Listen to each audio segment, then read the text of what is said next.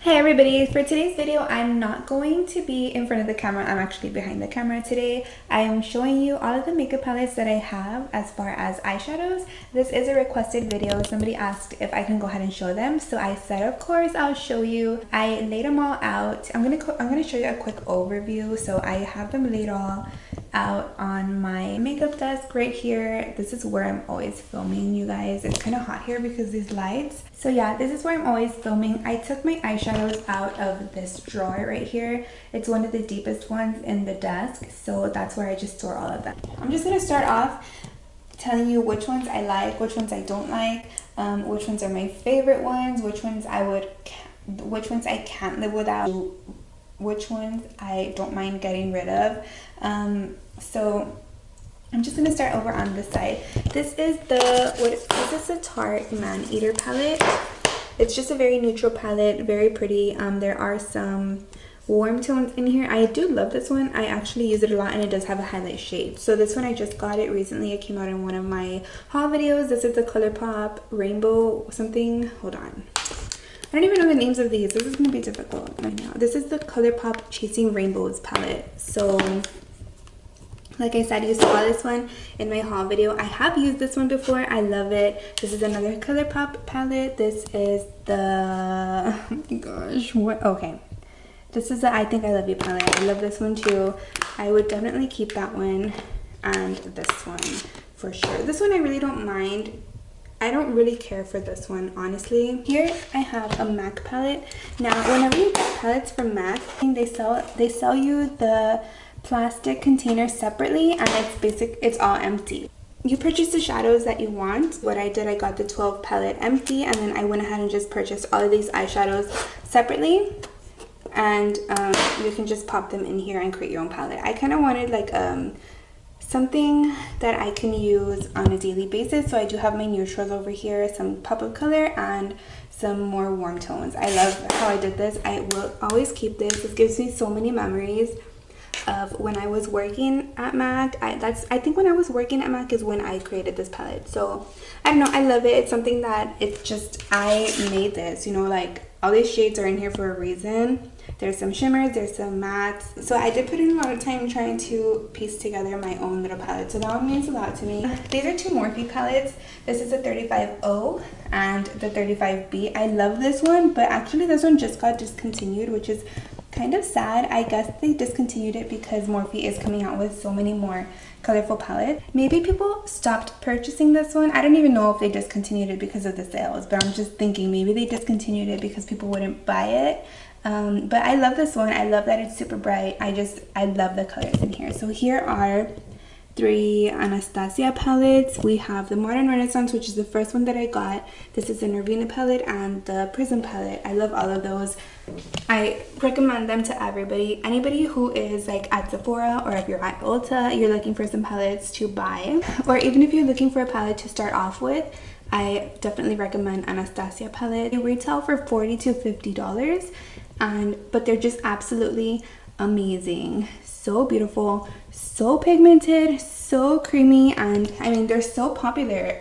Like anywhere you go, basically people are going to recognize this brand. But down here I have two BH Cosmetics palettes, and now these are so inexpensive. This is the Galaxy, what is this?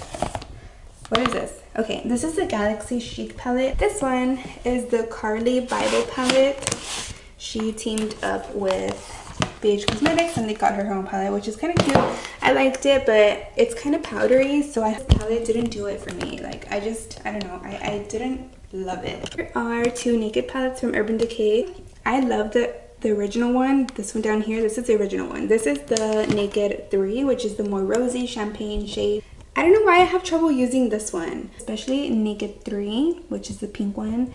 I find that it's kind of chunky, especially the shimmer shadows. I have so much trouble trying to smooth them out on my eyes, so I kind of just stopped reaching for it. This is a Lime Crime eyeshadow palette, and so many people hate Lime Crime for some reason. There's like some controversy behind the owner and stuff, so people kind of like try not to support her and try not to purchase from her. But I love this one. This is the Venus palette. This is the palette that really got me into red eyeshadows really red and really bright red eyeshadows.